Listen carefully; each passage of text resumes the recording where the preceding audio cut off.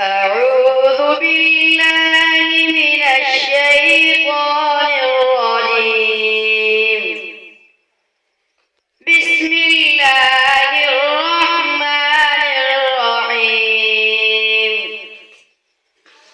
أم تقولون إن إبراهيم وإسماعيل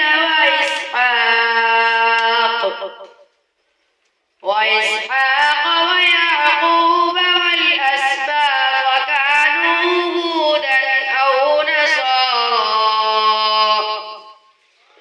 قل أأنتم أعلم أم الله ومن أظلم ممن كتم شهادة عنده من الله وما الله بغافل عما تعملون.